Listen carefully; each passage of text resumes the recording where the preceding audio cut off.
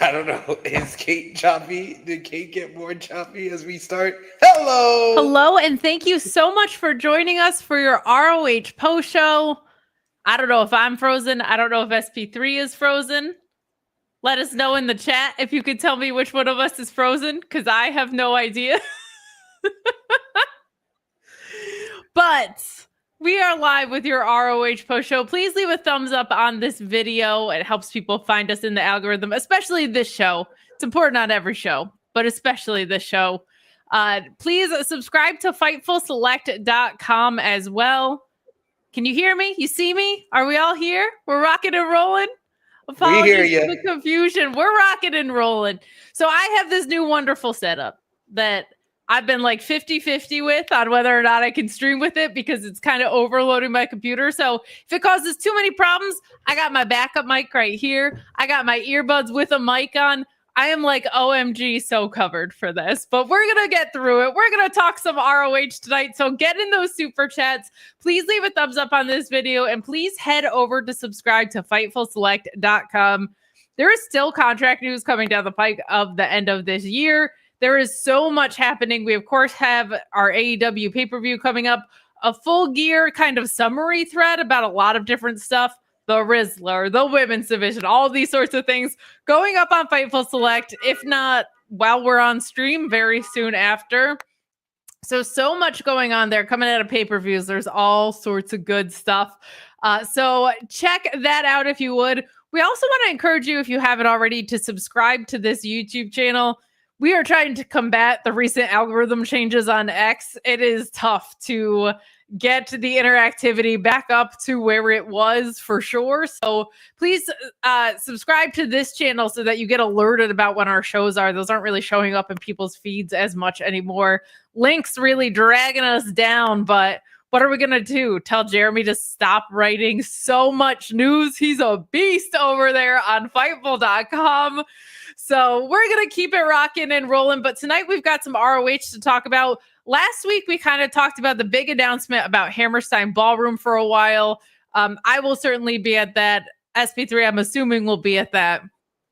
If he doesn't get any green lights that are necessary, we're going to roll some heads. We're going to make sure that SP3 is there for sure. But I'm excited about this. It feels like the build to Final Battle is on some sort of track for a lot of things. At least I feel like the big thing is for that women's world title picture. I'm not expecting there to really be one more for this Jericho stuff, but I am excited about it. It does at least feel like it's a priority again. And also on the AEW call earlier today, Tony Khan kind of confirming that there's been some pretty serious talks about an ROH TV rights deal, which was encouraging to hear. And we've been beating the same drum a little bit, but it sounds like we're getting closer and closer on this. I'm getting more excited as we get toward the end of this year because I feel like there's probably going to be a push to get that TV deal done ahead of 2025. That's just such a natural, clean slate of when to start stuff. So I'm looking forward to that. Any kind of thoughts on what we got from Tony Khan on the media scrum? Just feels more and more promising. I would say now it feels completely like a matter of time rather than like if this happens sort of thing. Yeah, it's been feeling like that for the past couple of months, especially when the rumors started about them making negotiations for this TV deal. I mean, hell, me and Gabe been talking about the possibility of a TV deal ever since Jericho started feuding with Mark Briscoe, because the last time we heard about a TV deal was the last time Jericho was involved with the Ring of Honor World Championship. So I think that this time it is for a good reason that they are going to complete the TV deal. I'm excited for that, and I would, if I'm AEW or Tony Khan, I would want to get that TV deal done by the Hammerstone weekend. That's Christmas weekend. You can make the big announcement in a hotbed for Ring of Honor, have the big announcement at Final Battle, and say that we're coming to TV in the next big event. You don't have to wait all the way to Supercard of Honor. The next big event is our debut on wherever we're going to. 100% agree with you there. 100% agree with you there. The other thing that we kind of saw developing with ROH, and we'll get into the episode specifics, but there does seem to be some overall movement with the product. So I do want to talk about that a little bit. We saw a lot of New Japan presence on here today. We also got the announcement of this tournament that's going to be happening at Wrestle Dynasty, not Dynasty under the AEW umbrella, not Wrestle Dream, but Wrestle Dynasty that'll be happening in Japan around Wrestle Kingdom time. That's not Wrestle Kingdom. That's the day before. That's January 4th. Wrestle Dynasty. Wrestle Dynasty, day after that. Kind of cool that, you know, you're a New Japan fan and so am I, and we've seen Wrestle Kingdom be 2 nights and then 1 night. We've seen changes to the G1, but I think like this is a nice way to say Wrestle Kingdom is 1 night. It should be 1 night. I think most people are in agreement. That was kind of a pandemic exception kind of feel. Wrestle Kingdom as 1 night feels right, but to blow it out with another event like this, I think is kind of cool. It feels like a 2-night event, but you're getting 2 very different flavors on both nights of that.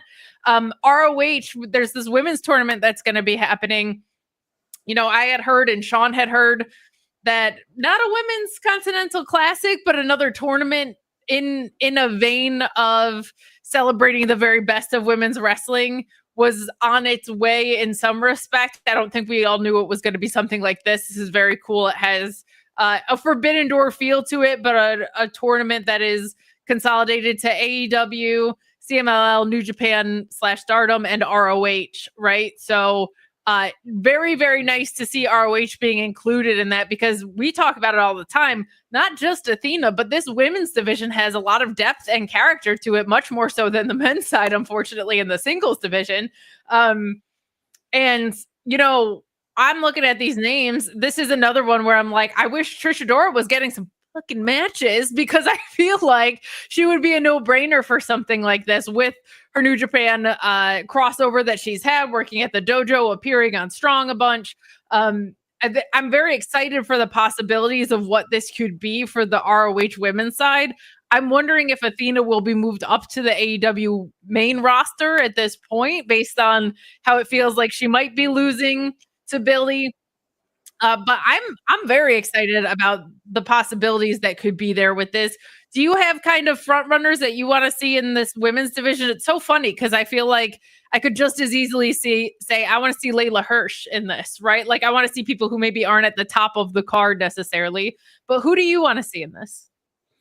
I mean, you just mentioned her, and I think that she is probably going to be a front runner to win this whole entire thing. But Athena, I think Athena loses the Ring of Honor Women's World Championship at Final Battle, especially it being in Hammerstone Ballroom. You're going to need a big title change outside of the obvious one, get the title the hell off of Jericho. So you're going to need another big title change. Billy Stark's finally becoming champion, ending the longest reign in Ring of Honor history. And then you have her take one of the spots in the Ring of Honor bracket of this tournament, because the extra thing about the International Women's Cup that I really like is that it has some long-term ramifications. The winner of the tournament will have a title shot of their choice, of any of their choosing. So it basically means they could get a shot at whatever title, not the title of, if you're from Ring of Honor, you get a title shot at the Ring of Honor Championship, or if you're from AEW, you're getting a shot at the AEW Women's World Championship or TBS Championship, Stardom, CMLL, so forth. It's any title of their choosing. So I feel like this is the perfect kind of entryway to have Athena go in as an ROH person, win the tournament, and then that's her way into the door of AEW. I think that you can tell a long-term story and talk about the consequences, the ramifications of the tournament if you work something like that. Over on like the kind of the Stardom side of things, I think you got to mention someone like a Starlight Kid, who's awesome, who just has a boatload of charisma herself. Someone like a Momo Watanabe, who had one of the best women's matches of the year on last Sunday against Mayu Iwatani for the IWGP Women's Championship. AEW, I would look at someone like a Chris Statlander, Anna Jay, someone like that.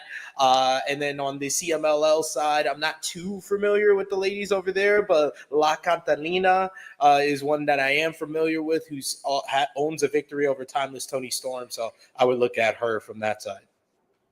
I think Johnny Robbie is signed to CMLL. I would love to see her in something like this. She's kind of has a feel to me similar to like a Diamante or along those lines. Like she's just there to beat your ass. Like she's a really fun one too.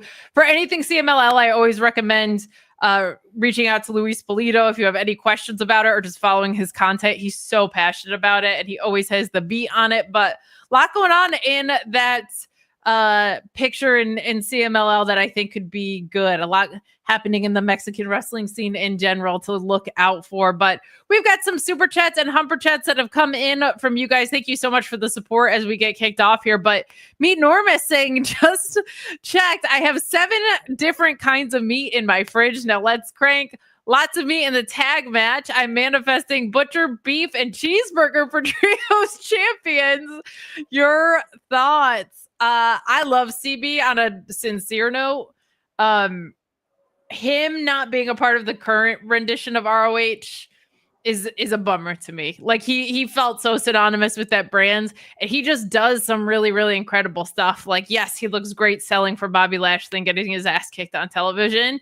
He is one of those people that like they could very easily sign and just put on a TV title push or whatever. He's someone that could work as a trainer. Like he's one of the most creative wrestlers, and in such an open landscape, I would really love to see Cheeseburger get to do more from an interpromotional perspective than he's been allowed these opportunities. ROH, I feel like would be a great foot in the door. Kind of fun. I know you had mentioned it too on social media to see him get the pop in Reading, Pennsylvania, which is not too far from his hometown, but people know who this guy is. People immediately fall in love with him. There's something very likable about our friend CB over there. I love that dude. Many words with a good friend of mine, LSG, who I would love for them to pick up too. They could use some guys in that singles division with some versatility that like can work with anybody, can make anybody look good, that if you wanted to heat up, they could very easily start challenging for titles. It's just really thin right now. And I thought that was something that was going to be huge for ROH, would be alleviating that AEW roster balloon, but we just kind of haven't seen that on the men's single side. Any love you want to give to our friend Cheeseburger over there?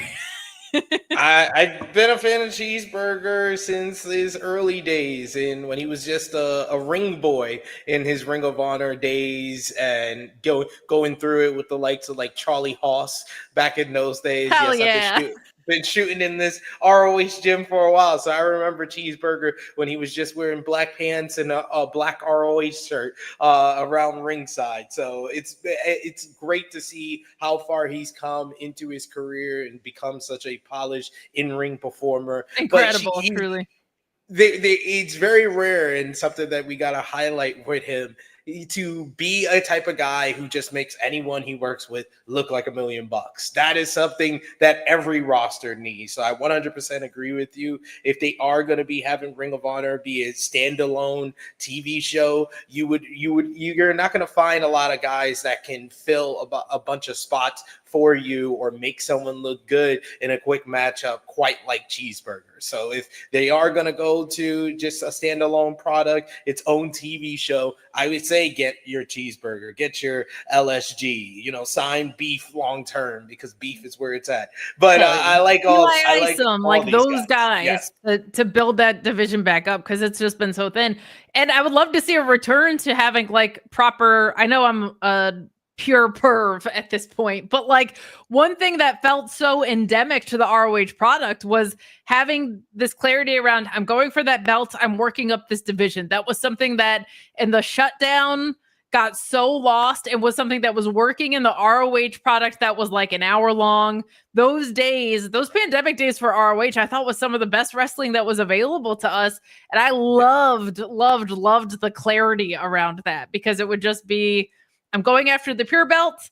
I have to be the best in the division, not holding that belt to get there. It was just a really good way to go about business. So a lot of things that I hope they bring back. That includes Cheeseburger. I appreciate your all meat trio suggestion, though. Thank you so much, Meat Norvis. If you're going to be at Full Gear, please say hi. We communicate on social media, so we'll make plans to high five at some point. But Genesis, we don't really do chats that are based around like other people's opinions or hating on them. But thank you for the compliment. If you want to send in something else, that's fine. But we don't call out other hosts or anybody else in wrestling media to hate on their opinions. We welcome opinions that are fine as long as they are not overtly like bigoted. So other than that, feel free to send in something else. I don't want you to feel like you got gypped out of your money there, but we do have some more chats from you guys. Thank you so much. Matthew Hook saying, move up Athena and Amanada, bring in Hyen and Megan Bade. Yeah, so it's so weird because we talked about this extensively. I whine about it constantly. To be so for real, like I'm just whining about it all the time. But with this women's division, we had like a solid year of feeling like we were building towards something. It felt like as soon as Willow Nightingale went down with this concussion, everything fell apart. And like there are certain wrestlers who are not needle movers in the sense of rating spikes necessarily or whatever, but there are North Stars in your division. I feel like Willow was being built into one of them. And since she's been out, it feels like a lot of stuff has fallen apart. I think we're turning the tide a little bit with this Mariah May thing. I think Toni Storm is probably going to come back sooner than later. I think Mercedes, there's ways that they can spice up what's happening there, but I think her and Chris is going to be a fantastic match, like just from an in-ring perspective, which always helps get things back on track. Not helped by Chris Statlander just suddenly being a face, as so many people have pointed out, but Willow being gone, I thought was going to be an opportunity maybe for like more people to sneak in, kind of the way that Willow created opportunities for herself when other people were out. But man, Amanada's one. I don't know why they won't let Athena out of ROH witness protection program. Like it is so bizarre to me that the one time that they let her out, she was the ratings winner on Battle of the Belts, which nobody gives a shit about anyway. They don't even care about it. Let's be so for real. And they were like, you know what we'll learn from that? Absolutely nothing. In fact, we'll put her on less pay-per-views than we had been. I just don't get it. But I love Megan Bain. I think that's a great choice as well. Like signing her up would be great. Hyen, Vert Vixen. These are people that we celebrated in appearances being on the show. Wouldn't mind them stepping up next. The women's division is where you have depth, though. I feel like SP3. Yeah. I feel like the men's division is kind of where we get lost with some of that. Yeah, the men's division is the one that you're going to need to kind of pick and choose from the free agency market and independent. And just to touch on what you started off your statement with about the AEW women's division, and you said since Willow went down, I say it's been ever since All In. It really feels like AEW went in there, WWE, it's after WrestleMania.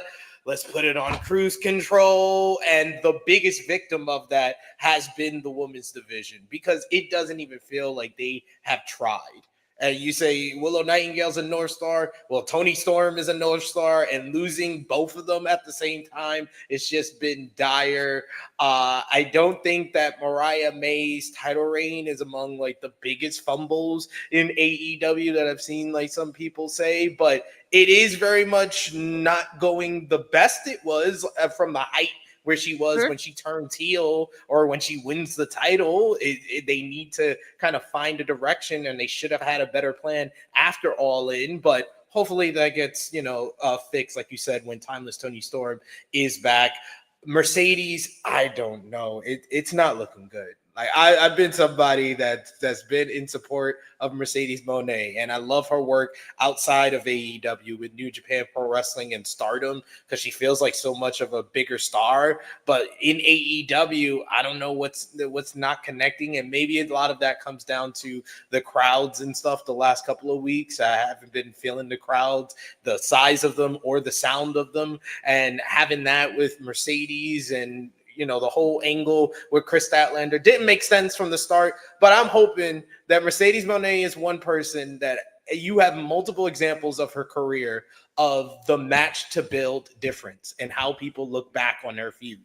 People, if you ask anybody about Sasha Banks versus Bianca Belair, they'll always talk about the great match at WrestleMania 37. They sometimes will forget the build to that matchup was awful. It was awful. But then on the other hand, you think of this, Kate, when we talk about just 3 months ago, Britt Baker versus Mercedes Moné, everybody will remember that the match wasn't that good, but the build was actually really damn good. It's like great, but no one remembers that because the match was not good. So I'm hoping that it's another example for Mercedes in her career where the match is great and we don't remember the build it wasn't that good. I hope that's the same thing with Chris Statlander at Full Gear because she really needs it. I say some people is on the clock for a good to great match. Mercedes Moné is on the clock on Saturday. Oh, did you freeze again? Or is that me? Or does your mic not work? Yeah, I think. Oh, you switched the mic. I was like, you got me scared for a second. I was like, I don't see your mouth moving, but I don't hear you. I was trying to do it. I should have started it earlier in your analysis, and I would have timed it better. But we're back in rock and roll, and I got tired of it being glitchy on me. But I agree with you about Mercedes. It feels like we've always had one or the other, and I think part of it is kind of these stories that we're getting in general, right? Like I feel like in AEW men and women's division, it's like we're all just waiting for friends to turn on each other. There's 9 million titles. It feels like nobody gives a crap about any of them. Like nothing is about like the actual championships right now. The Camille dissension feels early. If she's not turning at the pay-per-view, that feels kind of off. Like I don't know what's not clicking, but to your point, the build with Britt was really good. I think part of the problem with this Chris stuff is just like Chris just feels kind of lost as a character on the show at the moment. Like she turned face. We don't really know why. I feel like part of the problem with the AEW women's division right now is we've just lost title adjacent feuds. Deonna Purrazzo hasn't wrestled since September 6th. And I don't think she's injured, to my knowledge. This pay-per-view is in New Jersey. What are we doing? Like, it's such a bizarre thing. So I think part of it's Mercedes not clicking. I think part of it is just her. If you're relying on her to pick up a division and not giving it any support, there's only so much one person can kind of do with that. But yeah, I think ring-wise, we're going to see a classic. I'm hoping. I hope they let it be what it can be. But Shea Monster saying TMDK SP3 sheets to the wind. Shingo, Jet Knight, Gabe, Ishii, ridiculous crossover episode. Crew deserved a better showcase than the crowd. Crowd deserves a better setup than what they give them as well. But this is something that I've been advocating for. I wanted more crossover with other promotions, particularly New Japan, especially the strong side of things. Gabe Kidd right now just lighting up the world, man. I love seeing what this guy's doing. That feud with Kenny's going to be great, but I was so excited to see him on the show. That's kind of a good segue into the actual episode, but I love the New Japan crossover. I think it's two products. The reason I always push strong is I think that product in particular could really use the added storytelling direction because so much of New Japan Strong just kind of exists within itself and they have really great live shows and that's neat, but they're not necessarily like as feud driven. A lot of those are just like, I'm just like watching Zack Sabre Jr. versus Atlantis Jr. or whatever, and it's awesome or something like cool, but it doesn't mean anything. I have to watch 36 minutes of West Coast Record Crew versus Dirty Work. Yeah, and then I'll also get Momo versus Mercedes. You know what I mean? Like it's crazy. It gives you every type of thing on those strong shows. Yeah, Capital Collision was so awesome, and like, but it wasn't because like I was watching anything segmented leading into it. I think there's a lot of potential for a working relationship. But before we get into specifics, did you like what we saw? I thought it was really fun to see Kevin Knight there, Gabe Kidd there. Those felt like the people that you would want. Shingo, obviously, like the guys that you would want from New Japan showing up tonight felt fun. Yeah, definitely two of my favorites are Gabe Kidd and Shingo Takagi and even Kevin the Jet Knight. I love the fact that Jet Knight was on Twitter and responded to his matchup because I was so confused. When the music hit, I was like, who is this?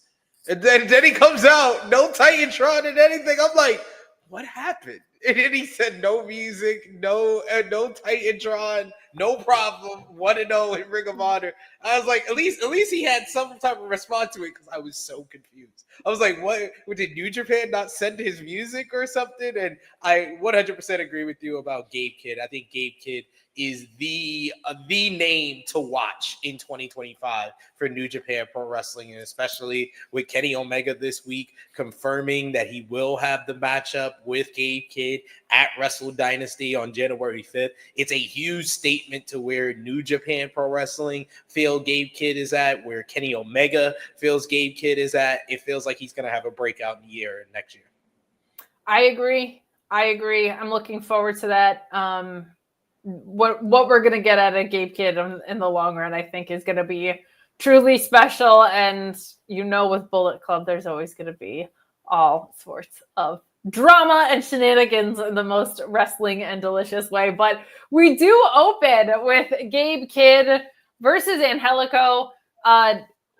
Just when you talk collisions of styles, is there a bigger collision of styles than Gabe Kidd and Angelico? I absolutely love this. Gabe Kidd winning with the pinfall, which is, if this was WWE, Randy Orton would be out for the rest of his career. So I do love seeing what we got here. The thing that always amazes me about Angelico is the lucha ability and the absolute strong technical foundation and the smoothness in all of it. Like, he's one of the most smooth in-ring operators ever. Absolutely adore it. I thought this match was a super fun opener. This made me really happy to see. And if you aren't familiar with Gabe Kidd, people are getting to know him, right? Through the Kenny feud, through how incredible he is on social media, through stuff like this. Like, he's one of those guys that you see and you instantly get him. And that's so important in pro wrestling, I think. It's so important. So all upside on this opener for me. What did you think? My one nitpick is I feel like they could have made this a bigger deal by bringing up the rivalry with Kenny Omega in New Japan Pro Wrestling, because this was filmed after Power Struggle. So you could have brought it up, the backstage brawl, and that would have made, and they kind of didn't even reference it or take note of it when he does the little gun to the camera, sending a message to Kenny Omega. You gotta promote these things. You gotta talk about these things. That's what commentary is supposed to be here for. So, a rare case of Ian and Caprice of missing something. So I had to note it, because we rarely are going to have a chance, because they're so good at what they do. They're really going to have a chance. But I think that would have been nice to kind of add to the presentation. But Gabe Kidd and Angelico, this was a fine way to kick off the show. Love Gabe Kidd's power driver. I think he has one of the best in the business. And yes, Randy Orton would be at 2 hospitals after back-to-back power drivers. So, and the drill a hole when he holds on to the leg. Love that as his finisher as well. The other thing is, this could have been a title defense. Could have been, right? I don't know why it wasn't. If I assumed Gabe Kidd was winning all the way, might as well have just had the title on the line here. I don't know if there was a particular reason that wasn't the case. I don't know if it was one of the situations where sometimes when wrestlers travel, especially in and out of Japan, they just physically don't have the title. But he did. That's what made it weird. Oh my God, he did have the title on the show, didn't he? Yeah. No excuses. He should have made it a title defense. I do have an excuse. I don't know if it is it. I can't confirm. Fightful can confirm it for me, but probably because Angelico does work sometime for the ops, for the Crips to the Bloods of CMLL AAA. That is possible. And the other thing is, maybe they didn't want Gabe Kidd defending on the show when their own champion is never here. So it just would have pissed off Kate more if the title was defended. She just setting herself up to be pissed off, ladies and gentlemen. Oh my God. Catch Gabe Kidd's interview with Sean Ross Sapp. The Kenny Omega one took off like crazy. It was like 10,000 views within 24 hours or something, that Kenny interview, and grew a lot from there. But he asks Kenny directly about Gabe's comments in it, and Gabe just gives you so much in an interview. I don't have to tell you, but Genesis says the chat was for SP3's AEW review. I missed, my bad. That's okay. That's okay. We just we try to control that here, but you know what? Let's just do it. Let's just talk a bunch of S about other people. We can talk S about Jimmy Maclin. As long as you're good with that. As long as you're good. It's your host. You want to shoot on your co-host? You go for it. Yes.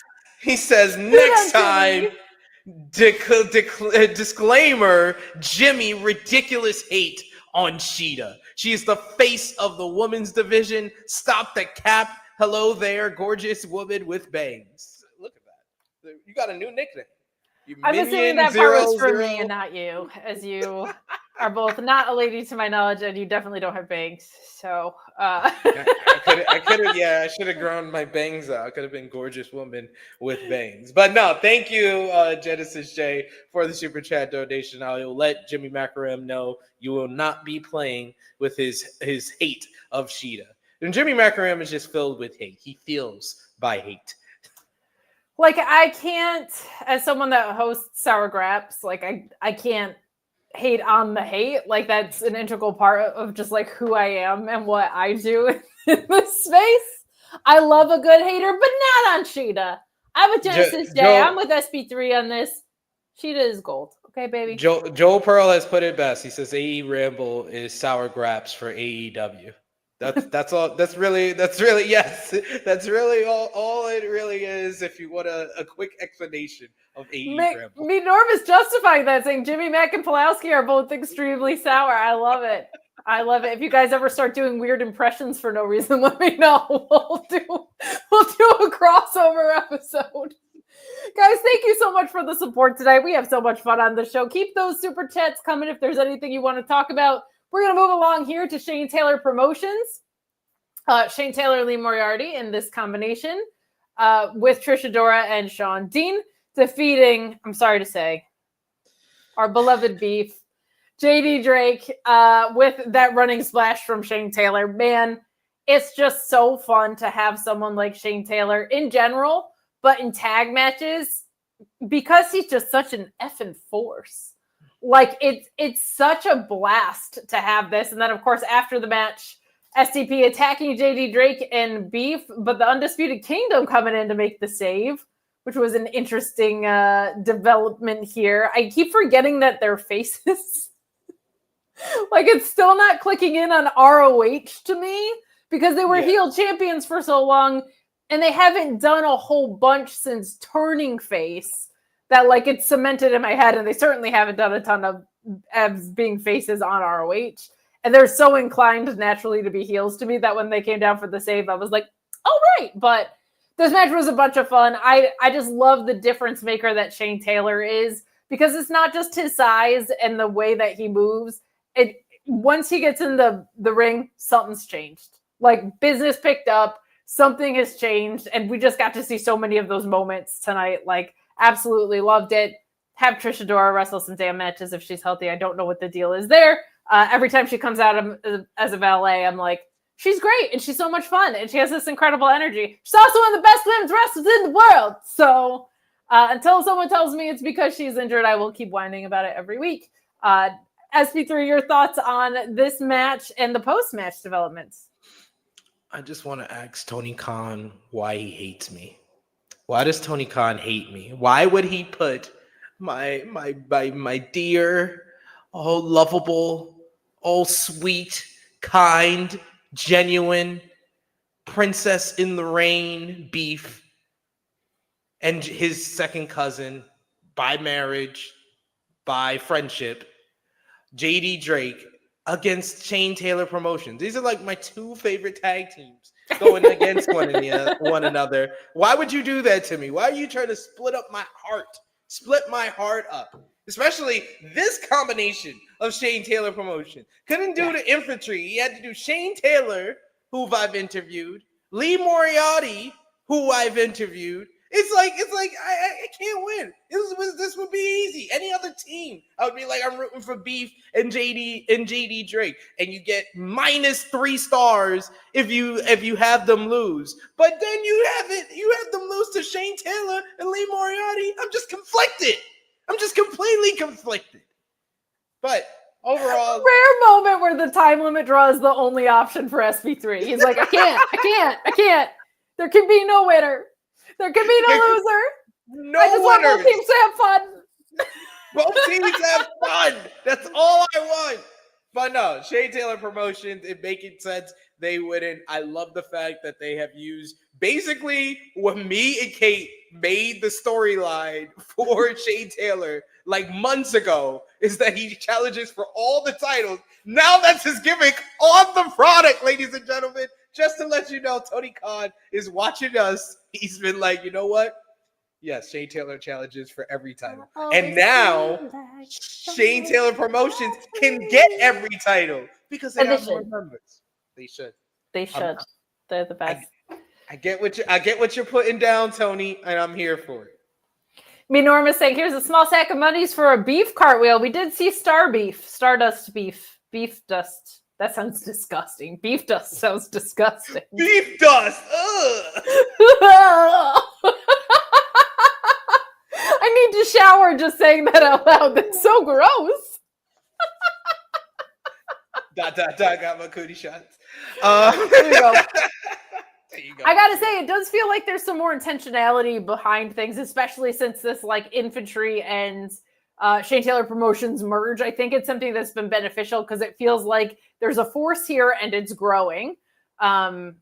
But we have a very generous chat from Tim McFowle. Thanks so much, saying, having this debate in the chat and would love y'all's take. Putting women on ROH and Collision is good, but continuing to do just one match on Dynamite makes it feel like they don't see women as valuable as men. So frustrating. So I did have this thought a while ago where I was so encouraged by what we were seeing in the women's division, but then seeing how much they just didn't care about ROH as a product, it seems. It feeling like, I kind of feel the same way about NXT on the WWE side of like, yeah, we'll build up the women on that show we don't really care about, nobody watches. I will say a couple of things though. One, my complaints on the AEW main roster with the women's division, screen time aside, and one match is bullshit. One match in 2024 for a 2-hour show is bullshit at this point. A lot of my complaints right now with the women's division, I also have about the men and the tag division. Like, a lot of my complaints about the women's division are consistent throughout all of AEW. So that doesn't feel like they aren't valuing women. It feels like the product is off track to me, and the women's division has included that in a lot of ways. It just feels like everything feels magnified with women's wrestling to me because they only get one match a show. So it's like, if that match is great, oh, the women's division is on track. If that match isn't so great, women's wrestling on AEW sucks, right? Like it's everything kind of lives and dies by that one match or those few segments that we get. The difference between a couple months ago and now is like we had all these title adjacent feuds that were building out, like, and that was so encouraging. And both long-term stories were going on with Willow and Chris, and with the women's main title, and you had Mercedes coming in doing more workhorse stuff. So there was just more balance. I feel that way with the men's division right now too. Like, I'm wondering why there are titles that are not being defended. I'm wondering, I'm not aware as the story person, but like, why are all these stories so templated and feel the same? Like Kyle Fletcher and Wheeler Yuta turning on the same pay-per-view felt really redundant to me. Like, a lot of my complaints are with the playbook as a whole. So I see and hear that point. I think the screen time stuff, there's no excuse for at this point, especially when you have Mercedes Moné on your show. But like, the women are tucked away on Collision and it feels like an afterthought. Collision feels like an afterthought, right? Like I have a lot of consistent complaints, but what are your thoughts? I have so many issues with the AEW women's division. It's not even funny anymore. And I think that it goes way beyond them just having one matchup on Dynamite, because I've seen good use of their women's division when there has been one match on Dynamite. The difference then of when it was getting praise and the difference between it now is that every other week they would do, like, in the summer, they would do like 2 matches on Dynamite of the women's division. One would be an actual competitive matchup, and the other was a squash match. So it's really like 1.5 match, but still, it's the point of at least a couple of weeks you were getting those 2 matches. It wasn't month after month of one women's matchup. That's an issue there. Not only that, not only is it just one women's match, you're literally getting that one women's match, and that's the only segment in front of the live fans that you get from the women's division. And that is a big difference as well, because even just a couple of months ago, before All In, they were doing one women's match on Dynamite, but then they would do a whole talking segment where Mercedes and whoever she's feuding with. Or on the other hand, they would do something with Timeless Toni Storm. The whole build-up to Revolution had a lot of that. And during that time, like from like Revolution through All In, it just felt like the women's division had an actual plan. Their plan in March and April was, hey, we're introducing Mercedes Moné. At the same time we're doing that, we're putting the TBS title on Willow Nightingale to set up Willow and Mercedes. On the other hand, for the women's title, we're doing Timeless Toni Storm and Deonna Purrazzo. Into that, while we're doing that feud, we've been building up Thunder Rosa on Collision. Now she's going to come over and feud with Timeless Toni Storm out of that. The whole time, we all knew by Forbidden Door, she was probably doing something with Mina Shirakawa, because Shirakawa was getting wins and she was getting into the whole Timeless Toni Storm and Mariah May matchup. And then by the time they do Mariah May and Mina Shirakawa and Timeless Toni Storm, you know they're going to do Storm and May. Everything had a streamline where you saw, hey, this is their point A. I can tell how they're going to get to point E. I know how they get to point B, C, D. And it just seems like ever since All In, the women's division was the first sign that they just lost the plot and they just stopped trying. There's no plan. Willow Nightingale loses to Chris Statlander. Willow Nightingale gets a shot at what's supposed to be the top title in the women's division, coming off of a loss, while Chris Statlander, who's a heel, who whole thing with Stokely Hathaway was not, I'm going to go with Stokely to destroy Willow. It's, I'm going to go with Stokely to win the AEW Women's World Championship. Yep. And she decides, no, I'm going to go after the title I already have. There is also like a huge what's going on? Imbalance right now, too, of like, it feels like part of why they turned Chris face is like, who are the other key faces right now with Willow out? Yeah. Harley Cameron? You just got Jamie Hayter back. I don't know why she's not in a title picture. I would put her in a title picture immediately. You literally have Jamie Hayter and Thunder Rosa, who are not injured right now, and they're just doing jack knows. Yeah, I watch Collision every week. I cannot tell you what I know. Thunder Rosa had a matchup with Harley Cameron, but she should not be still feuding with Harley Cameron after she won that matchup. Not at all. You've done like 2 or 3 non-title feuds with Jamie Hayter, and it's just like, okay, we get it. You're biding your time so you can get her into something else. But now you're starting a whole new feud with someone who's not even here yet with her, and she still hasn't got to the AEW Women's World title, the title she never lost. The lack of momentum for Thunder Rosa coming out, that really great feud with Deonna is like inexcusable at this point. You're never going to get this. I'm sorry, but there's a very vivid reason that there was a split. You're never going to hear about it in real life, but like, they're not working together anymore. It was abrupt. It's not going to happen. So I get Chris moving on from Stokely. I don't have a problem with that at all, but like the sudden face turn after they spent months making her the most vicious heel in the division is beyond me, me. But the only complaint I had in the entire Mariah May Toni Storm story was they haven't done a lot to set up stories for Mariah May when she wins this title along the way, because her whole character arc since coming into the company was obviously going in this direction, and it was beautiful. But a lot of those matches were squashes that Mariah May had when she had them. They were not rivalries. The stuff with Mina was good, but it's taken them forever to get back there. There just seems like there was, no plan for a follow-up there. So there you go. There's our thoughts on the AEW Women's Division. The simplest thing they could have done, and I came up with this earlier today, is why didn't they just do a 3-way feud between Mariah, Statlander, and Willow? Just because Willow lost to Statlander in the Chicago street fight didn't mean you had to end it right there. You just insert Mariah into the hot woman's feud you got going on over here. You have Mariah pin Willow, steal the win from Chris Statlander, and then there you go. That's your way to have Chris Statlander turn babyface. Why not let Chris Statlander go after the title she said she was going to go after this whole time instead of turning her back around to Mercedes? Like, it just doesn't make any sense. It's a weird one. I do agree with you. I think the match on Saturday will be great, but it just did not make sense to do this feud right now at all. Because the other thing is, Chris versus Mariah would be incredible. Mariah hits like a truck. Like a truck.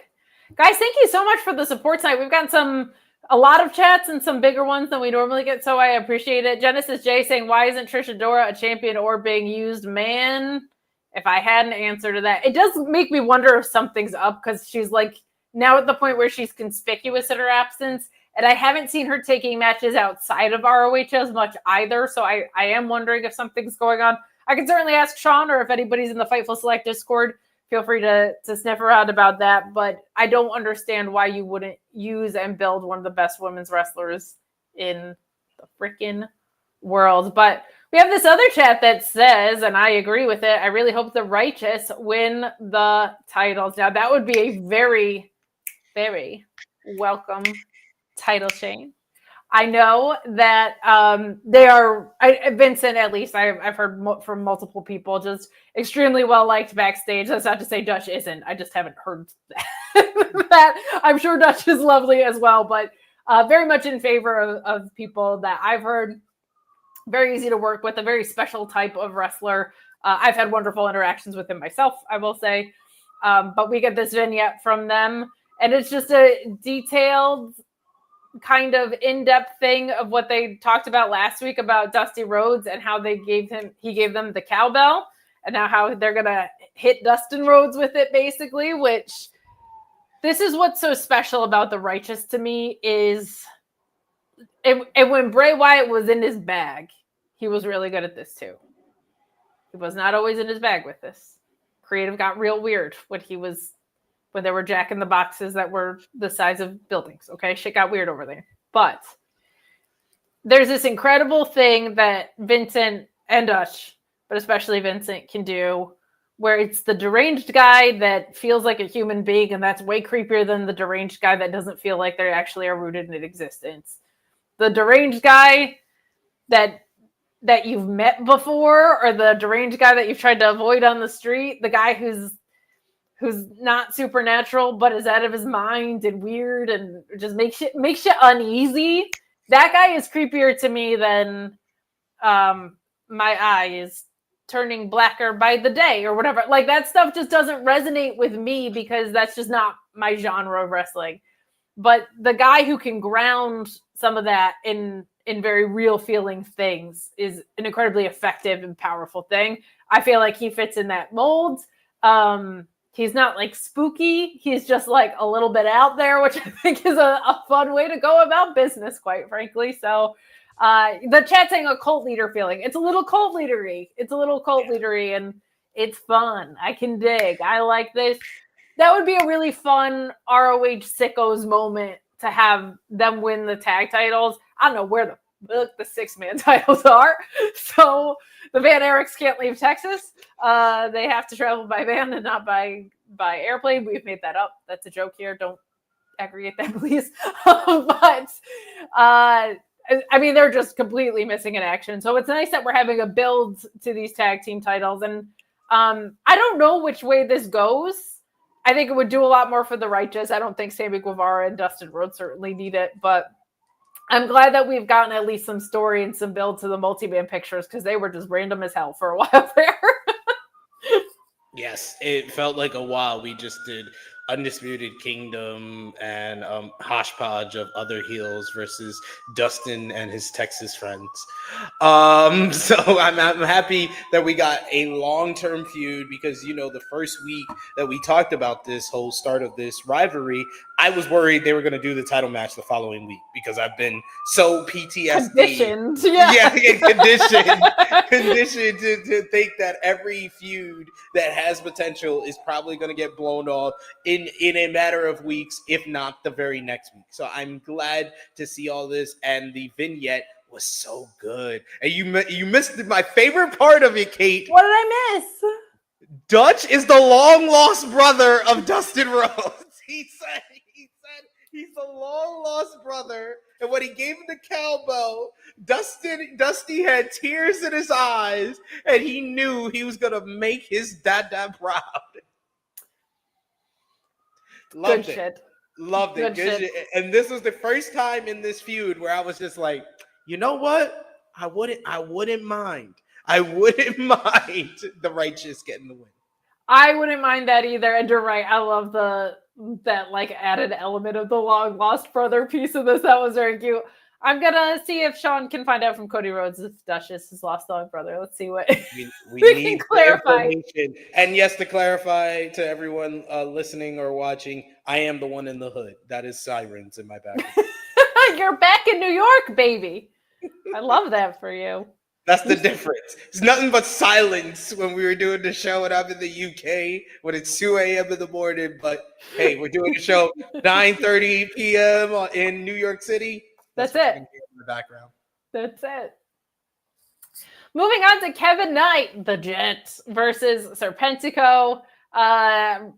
Not really any doubt about who was going to win this, but nice to see more New Japan talent showing up here. That springboard lariat looks great from Kevin Knight.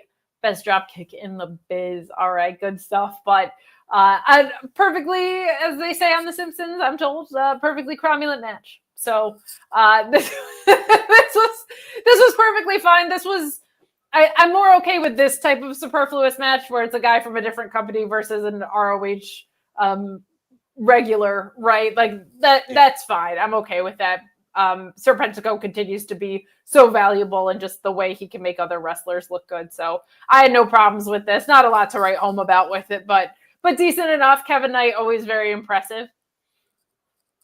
Yeah, always enjoy Kevin Knight, one half of the IWGP Junior Heavyweight Tag Team Champions with Kushida. He's the guy that many people have said that is going to be like a future ace of the Junior Heavyweight division.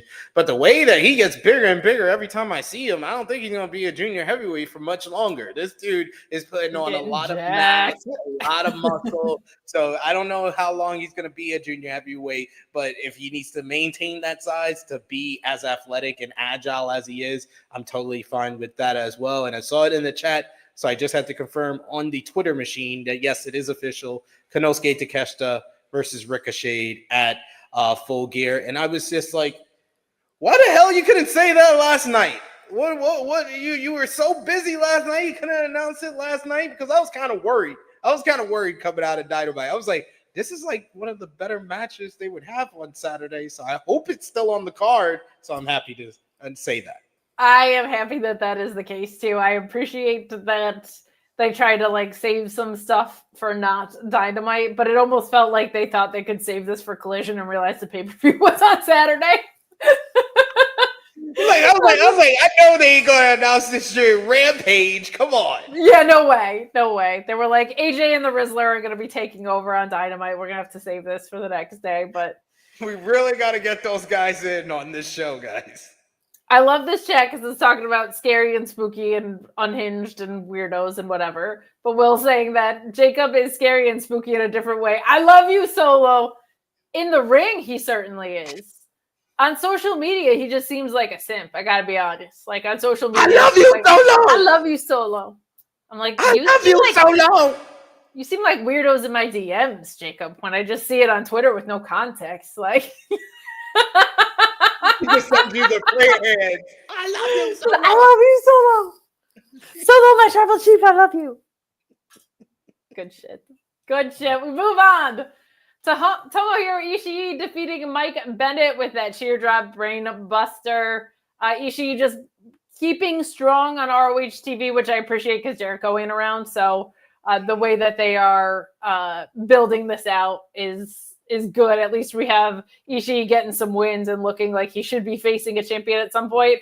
I am not a fan of the learning tree. I did very much appreciate yesterday's segment. I was laughing at Jericho just walking through the hallway like this. Went on way too long, but I was in stitches about it. Any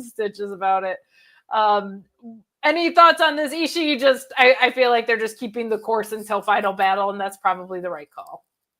Yeah, I think that this was nice to get Ishii a win. I thought it was a good matchup. I thought him and Mike Bennett performed above the environment, Sure.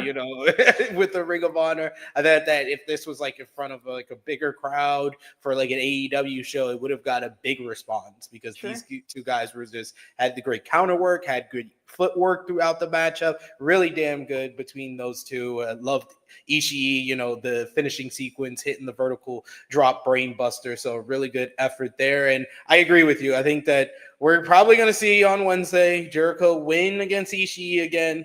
Mark Briscoe comes out, and that's the setup. Mark Briscoe, Jericho for a Final Battle. I think that's very possible. I did like that. Like Mike Bennett, to your point, is one of the most underrated and best at just getting a reaction. And I feel like that's so. Who's actually really good at that? QT Marshall too. We're gonna see it at Full Gear. People underestimate it doesn't always have to be the most insane wrestling moves or the best promo in the world.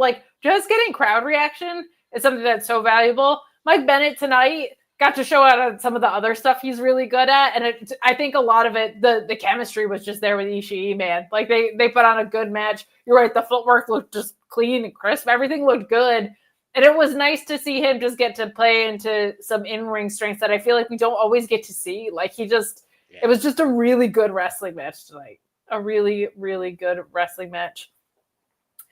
Well, we have our Final Battle rewind match here. We get the Briscoes versus Nakajima and Sasaki. I don't have necessarily a ton of attachment to this particular match. This was from Final Battle 2008. This was before I started watching wrestling. I think I've gone back and watched it, but not a ton there. I did have fun seeing. I wasn't paying super close attention, but it was fun to see young Briscoes back at it too. Just seeing them in the old gear and before they'd kind of really fully grown into themselves was a hoot. But this just was what it was. These throwback matches, I have much less of a problem with on a 75-minute episode or whatever this was, or 90-minute episode than a 3-hour one, for example.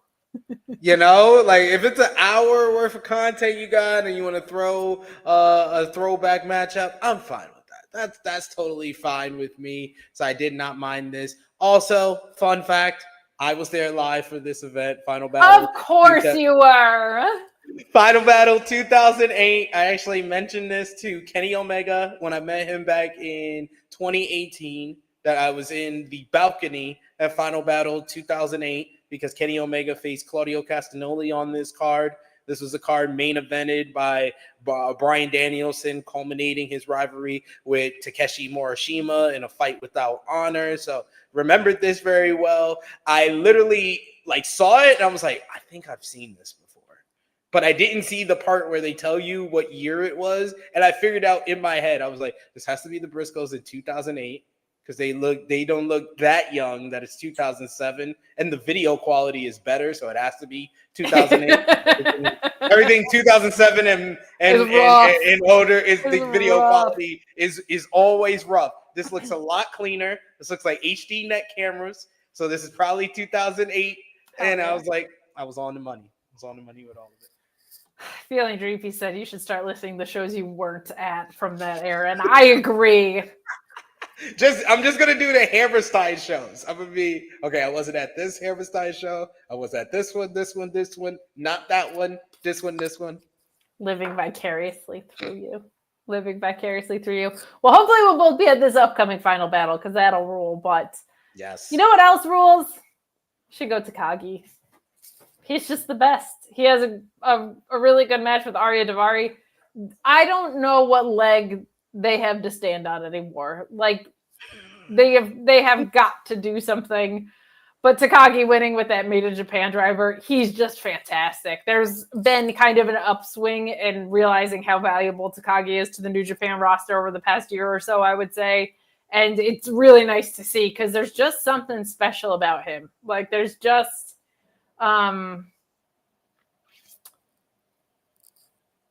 there's certain guys in Japan who, like when I look at wrestlers, I look for the unrepeatable thing that is their own. And some people that's like, there's never going to be another promo like Eddie Kingston. There's never going to be another guy in the ring like Will Ospreay. I mean, Fletcher kind of, but you know what I mean. There's something really special when those guys come from Japan because so often it's like this marriage of their presence and their in-ring because they're not relying on an American style presentation of things. And Takagi's just one of those guys. Like he's just one of those guys where just the way he moves about everything he does combined with his in-ring ability is just this really, really special thing that is unique to Takagi. And I love when I see that in a wrestler. And I'm so thankful that we get it in the way that we do in Japan and that he's just one of those guys. He's one of those guys that has that. So this was fun. Daivari's a very, very versatile and forgiving guy to be in the ring with too. Like he's very selfless in there. So this was a whole bunch of fun. It's just, are any of these guys going to get a win? Like, are any of these guys? No, but the fact that they always get a reaction for the athletes rules stuff, I'm just so surprised every time I watch this. I'm like, how are you still getting a reaction? Y'all know they know y'all gonna lose. Yeah, you always lose. But love seeing Shingo Takagi on Ring of Honor. He's probably my favorite New Japan talent. Well, LIJ in general, because Hiromu Takahashi is up there for me. So Hiromu, Shingo Takagi, they're my two favorites out there. And I think the one thing that I would say Shingo Takagi does that no one else can do is his first step. I think he has the best first step in wrestling. Like, anytime he gets that real good first step, it's coming with the lariat, or he's going off the ropes better than anyone can go off the ropes, or he's about to hit you with this big strike. Like his first step, whatever he does, whether it's throwing a strike, whether it's throwing a lariat, whether it's running off the ropes, it's unlike anyone else out there. He just has a crispness and smoothness, a fluidness to his work, whether it be he's trading strikes, whether he's countering and reversing holds. No one is like Shingo Takagi, and that's why he's one of my favorites. And if you want a match suggestion, him and Will Ospreay in the Best of Super Junior finals from 2019, still one of my favorite matches of all time. And Shingo Takagi just had another banger with your boy Zack Sabre Jr. Ridiculous. And we're gonna get Shingo Takagi versus Konosuke Takeshita on January 4th. Sign me up. I'm a happy girl about that. The match with ZSJ was great. Obviously, I always also go back to Shingo and Ishii don't always have the world's best chemistry, but when it's clicked in, it is clicked. And Royal Quest, was it 3? Yeah, the one with Ospreay and Sabre Jr. Yeah, I was obviously watching that for ZSJ versus Ospreay, and the versions of the two that they were in that year will forever be special. But boy, was I blown away by a couple things. One, Eddie Kingston's reaction in the UK blew me away. I was not expecting that guy in that country to be that over, but my goodness, was he. I think he was in like a 6-man too, which was funny. But I was like breathtakingly good match between Ishii and Shingo. And I think it was their like second or third one of the year. So yeah, I feel like they've never had a bad match together. If you want a prototypical hoss fight or beat the hell out of each other, a heavyweight slugfest, is Shingo and Ishii. Shingo just has great chemistry with pretty much anyone and everyone. It's true. I've seen him in the ring with. It's true. There's like I just love when sometimes wrestlers are like just locked in at a different level because you can't even describe it, but you can see it so vividly. It's delicious. It's delicious. But Moving on to not technically the main event. We got 2 matches left here, but I feel like Athena is always my main event. Always right? the main event. When we think of main event players, I think of Athena, but we're here to put some other main event players on your radar. If you're not familiar, I'll help you get familiar with this ad from Sean Ross Sapp. Hey guys, I want to tell you all about the Main Event Players, a group of content creators who have banded together to change the game. They've got their Outside the Brand podcast on YouTube where they give weekly previews and predictions for wrestling and sports. I've got my notifications turned on, so whenever they go live, I get that notification on my phone. It makes it so easy. Great dudes, lots of charisma, just a great feel when you watch their show. And something else that I really liked, they do eFed stuff as well, which was a big passion of mine. So I really want you guys to check that out. Also, the Wrestling Room podcast on Spotify. A great concept. A wrestling couple takes their everyday conversations and records them for the world to hear. Something a little bit different than what you're used to. And if you want something new, you want something fresh, you want something different, check out the Main Event Players. Check out the Outside the Brand podcast. Check out the Wrestling Room podcast. YouTube, Spotify, they're all over the place. I'm stumbling all over my words talking about how all over the place they are. Check them out. The Main Event Players. Great crew with the Main Event Players. They do a lot of eFed stuff too, which I know is something that Sean specifically is very passionate about and loved, especially his earlier time in wrestling media. But it's such a fun niche, I feel like, especially when you have guys that are like passionate and excited talking about their eFeds. That's just the best. So check out the Main Event Players there, sponsoring our show a couple times over the course of the next month. They're sponsoring a lot here on Fightful. We appreciate their support, and we ask that you throw it back to them. But guys, please leave a thumbs up as we're coming down the home stretch of this episode of ROH. It's been kind of fun to talk about bigger things than just the episodes, and you guys have been sending in the chats for those, so we really appreciate it. But we move on to this proving ground match between Athena and Leila Grey, which went the way it should. I felt like Leila Grey got to show some of her improvements, but Athena looked dominant, and I love SP3. I love when anybody wins with a triangle joke. I love Athena winning with a triangle joke. Her toolbox of things that she can finish you with, like her list of weapons that she can end a match with, just continues to grow. And I think it's such a statement to how we've seen her grow as a wrestler on the show. Like, I think this title reign, we've seen that specific thing, that arsenal, start to really, really, really open up as her title reign has gone on. This was really fun. Her looking vicious is great. I'm loving this. It's time for her to lose, but I don't want to give it up yet. But it's time, but I don't want to, I wish she could be our forever champion, but she needs to let this go so she can move on to bigger and better things. And I think that bigger and better things would mean Athena. I'll call it here. In 2025, Athena will be one of the first women to headline an AEW pay-per-view. Oh, bigger and better things in 2025. Okay, not a triple main event either. Let's do like Mercedes Athena proper. Actual last match of the show. Agreed with you there. Sorry, Darby Allin, you can't go hang it upside down for 20 minutes like a piñata. No, you're good. It was okay. Bless you.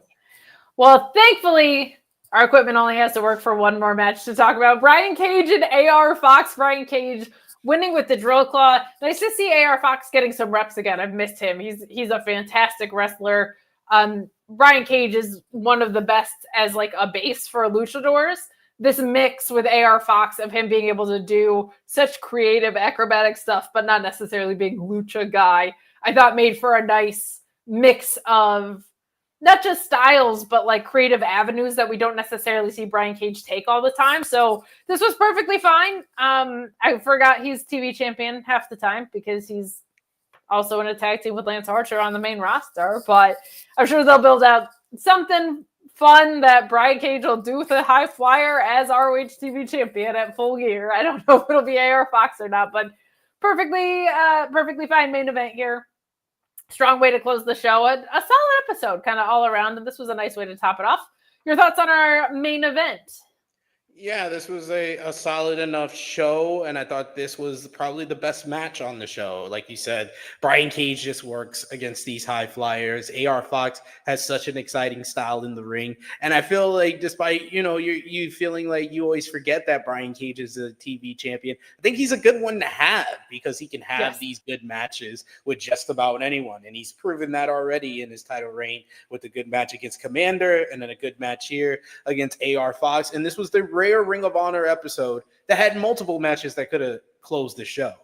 The Athena match could have closed the show. Ishii and Bennett could have closed the show. So I did like this. It did feel a little bit more important than our usual Ring of Honor episodes. Agreed. It would have made more sense if Gabe Kidd also defended now that we're talking about titles out loud, but good stuff all around. The road to Final Battle continues. The road to getting a TV deal is closer and closer, so some good things happening there. But we are going to bring on the TNA crew here to talk about their half of the show. A Masha Slamovich title defense happening tonight, which I assume was all good things because she's incredible. We do have a final super chat that just snuck in under the wire here saying, who do you think Cage will face at Final Battle? Knowing AEW, probably be someone from AEW or CMLL.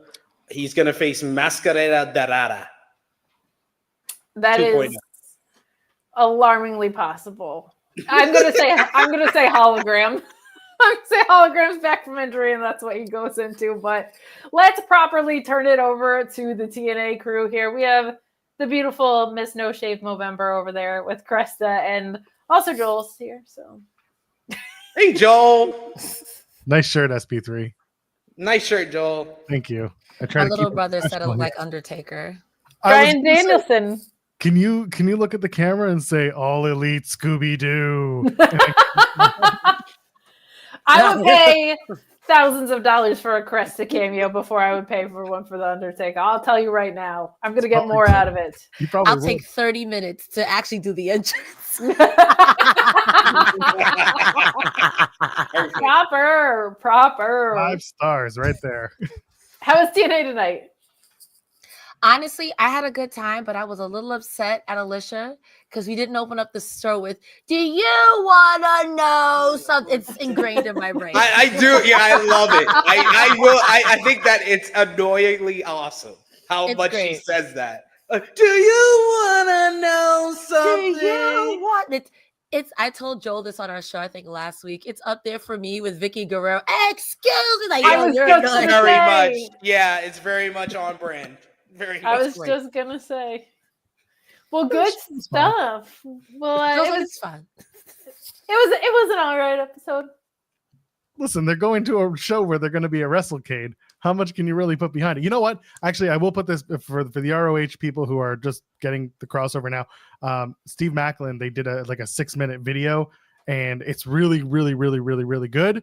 I was told by a bunch of TNA people today that you're going to want to go out of your way to watch it. This was one, and it's very, very good. They should be very proud of that. So go out of your way to watch it. It's very much like in the mindset and the life of someone who has been in combat, who has been part of, who has served for their country. So go ahead, take a look at that because there's a lot of passion there. It's good stuff. Was there an 11-minute song by Guns N' Roses playing behind it? No, and you know what? I'd like to think that if there was, TNA would also know not to let the commentary talk over the lyrics. Goes the rain. No GNR, no more Kate. Guys. That's what I say. No, I'm just kidding. we will. It's okay. It's okay. Friday's episode of Rampage is going to feature them showing the whole ass 9-minute video again. TK's already told us. Nothing holds a candle in a corner of amber rain. Barry Allen, he's going through a table. Sorry, people are sleeping in my house. Love is always gone and love is gone and none and no one's really sure and let it go. I only know 2 Guns N' Roses song, and that's Welcome to the Jungle and Paradise City. That's it. Yeah, that's fair. I was trying to think. It's like you can basically run through the entire Appetite for Destruction album, and that's all you need. That's Yeah, the like I'm trying to entire- think if is there another song I know? Nope. Take me down to the paradise city. You know, Welcome Sweet Child to the Mine. jungle. You know, Oh Sweet yeah. Oh. But were those all Guitar Hero songs? Yeah. Well, just license everything out there. Caught on camera. Cresta's a fraud. Ladies and gentlemen, we got her. No, you're not saying you're a fan of GNR. You're not like, I'm the biggest fan of Axl Rose ever. No, you're just like, I don't know shit. I get To it. be fair, I also host the show and I've never seen wrestling a day in my life. It's fair. That's how I feel most of the time. Honestly, I just show up here because y'all guys pay me. Even then. Even then, I don't show up. Not kidding. Oh, I was going to say, even then, sometimes we just don't pay. You know what? That's a joke. also fair too. Listen, That's a joke. I don't want people misinterpreting it and saying, oh, we get paid. We're fine. Don't worry. internet rumor mill is gonna clip this out of context. It's too late. It's done for us. Not enough people watch this show for them to go and clip this out of context. All I Kate's need not is here. money. Sean's not here. Like shit, Jeremy's not here. Like, come on, ain't nobody paying attention to us, our piddly ass TNA post show. Come on. Joel, What's the TNA production crew gonna clip this and post it into their local chat? No, come on. Joel, for what it's worth, you and this show in my house, you guys are Stone Cold Steve Austin. You guys are over as hell in this house. That's a shame. I'm sorry. That's crazy. Are you guys fraud? Yes, we are fraud. We are fraud number one. Never seen anything. This is a gymnastics channel.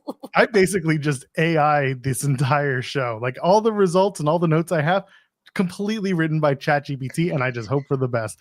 Never been wrong before, except for that one time where I completely put together a match in my head featuring two of the gentlemen who are in the main event tonight.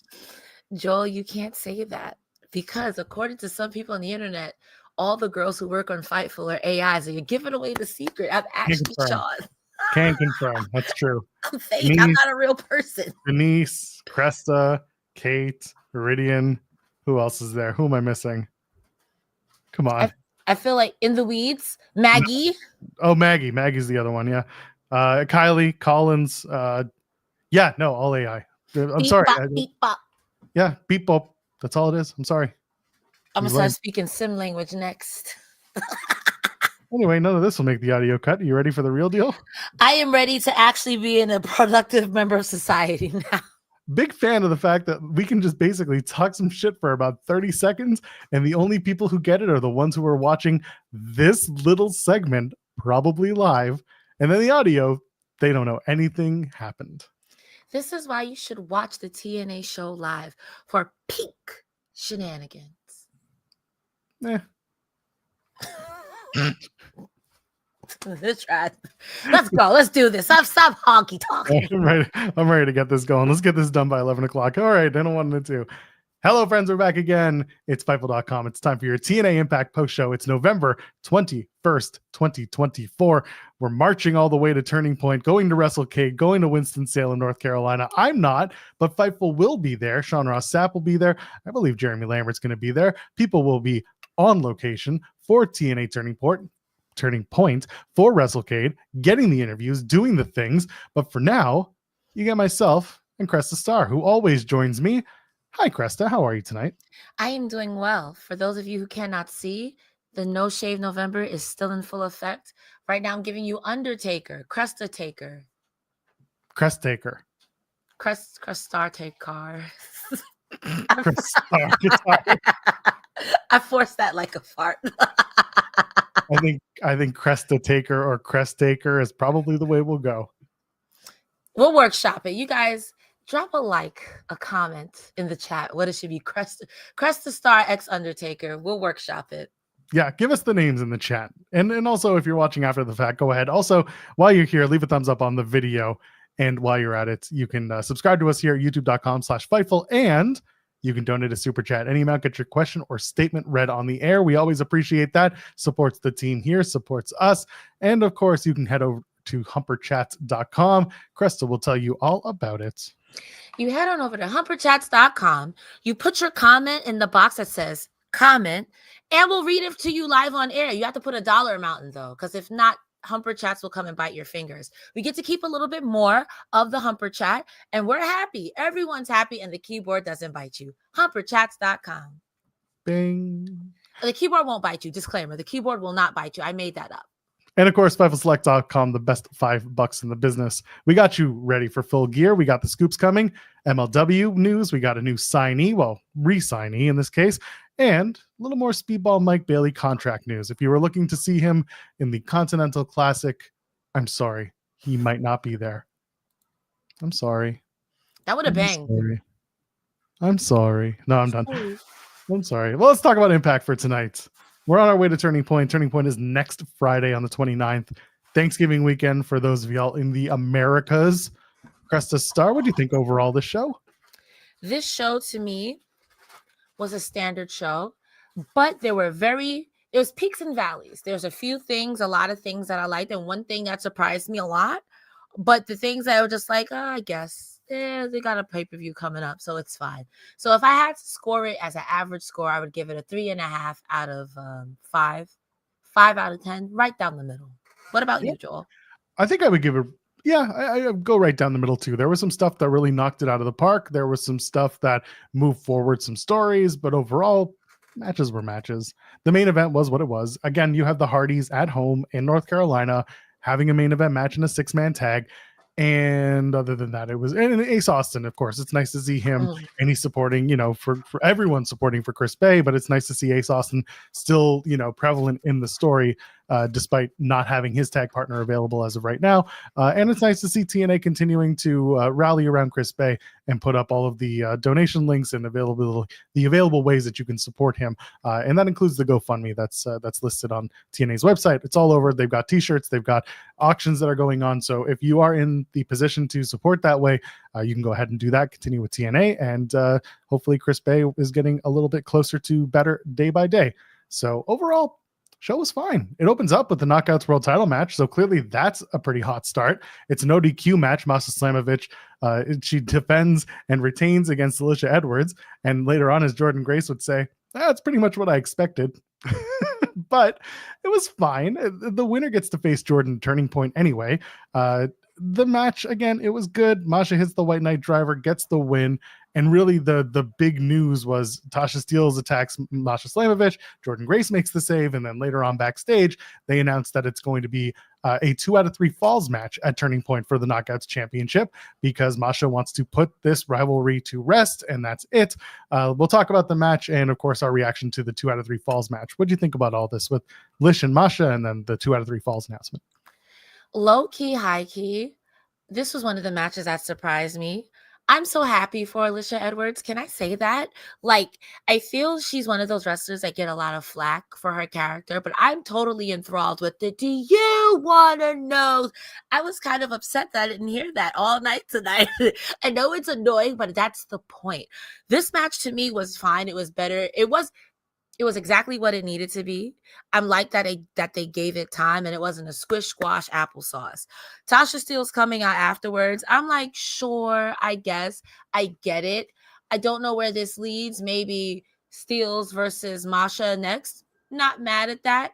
Grace saying that went the way I expected. I was like, that's kind of mean, but okay. I thought it. You could say She said it last week too from the stage. She's like, I think I know how this is gonna end. I can see what's happening here. Like quite literally. So I'm not mad at it. 2 out of 3 falls.